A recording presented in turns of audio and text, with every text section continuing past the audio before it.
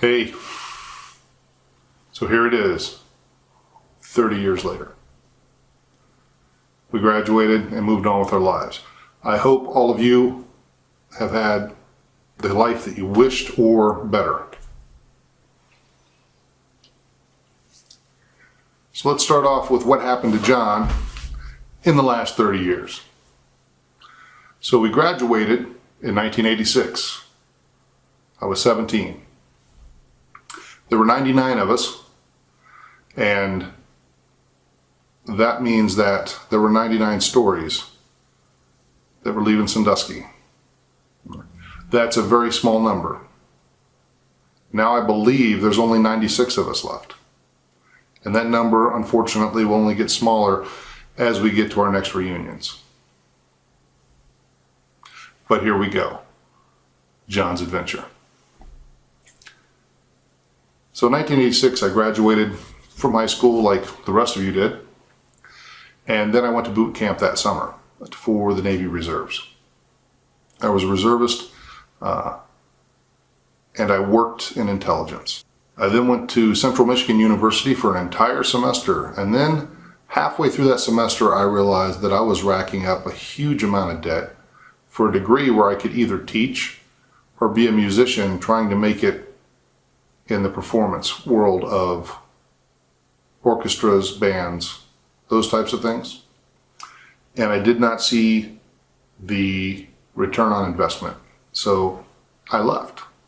When I left Central Michigan, my parents had moved to Battle Creek. Unfortunately, this was the time before cell phones and internet, as you will recall. This was in 87, 88. They had moved. Mom had sent me a letter with her address, but I hadn't received it. And when I got to Sandusky and they were already moved, I felt a little abandoned.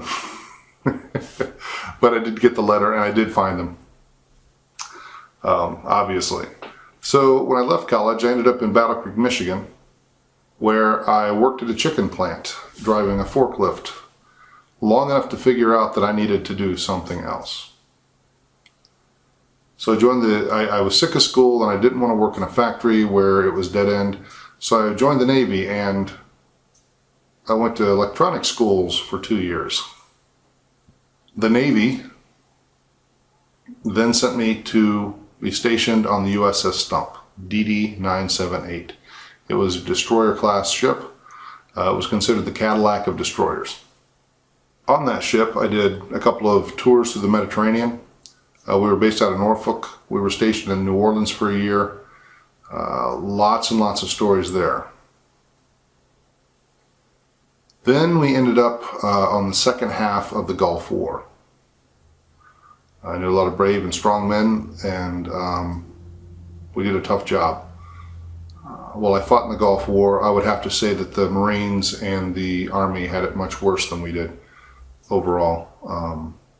We didn't see the kind of combat they saw. We did see combat, we were shot at, but the Army and the Marines really had a tougher situation to deal with. So then I went back to the civilian world and I pressed shirts for a while I looked for a real job. Then I went into industrial electronic sales in Cincinnati. By this time, I'd gone back to where my parents were, which was the Dayton, Ohio area. And the job I found was industrial electronic sales. I was in that field for about 2 years. I do not recommend it. I found out that I don't lie well enough to be a salesman. So I ended up going to medical equipment repair. That included lithotripters, x-ray, CTs, MRIs, nuclear medicine cameras.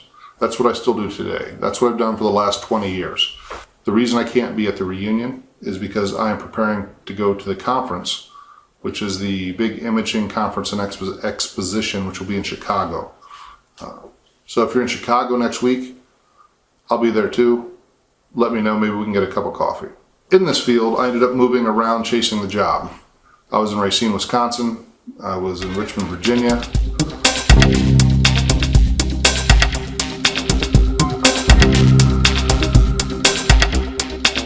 I'm going home. I lived in Boston, Akron, Ohio, and then ended up back in Dayton near my family again. Once I got back here, I ended up going back to school, Sinclair Community College for a couple of years to do computer information systems. Then worked in local hospitals here ever since, or as a field service engineer. And I recently went back to school at Wilberforce University. I got a bachelor's in Health and Human Services Management. Wilberforce is the oldest historically black college in the United States of America. Just a little fact there. Since I've been in the Dayton area, we had a band here, Imaginary Agony. It's more of a musical project now. It's my brother Steve and I. We plan to re-record all of the songs that we really liked that we did that were originals, and we'll release those at some point, maybe make videos for them. I have started doing video work. I've done some commercial video work, and mostly with nonprofits. And I have finished shooting a short film that's still being edited and worked on. Hopefully that will be released by the beginning of the year in 2017. I do a weekly vlog, which if you're really interested and you want to know what I've been doing for the past 4 years and seeing some of my journey, I will post a link. I'm currently writing screenplays, and I'm developing a few other video projects. I'm also on the board of a nonprofit, which is Unc's Place, uncsplace.net. It's a group home for foster care children. We're just getting started, so if you really are looking for a good, worthy nonprofit organization to donate to, I can't recommend anything better than Unc's Place. We're trying to solve some of the issues that our society has by helping the children who are most at risk of becoming part of the problem. And that brings us to 30 years later. Now that's a very short synopsis. But hey, if you honestly want to know more about what's going on, please reach out to me. I really wish I could be there just to see everyone and talk face to face. So have a great reunion, and I really hope to see you guys at the next one. Rock on.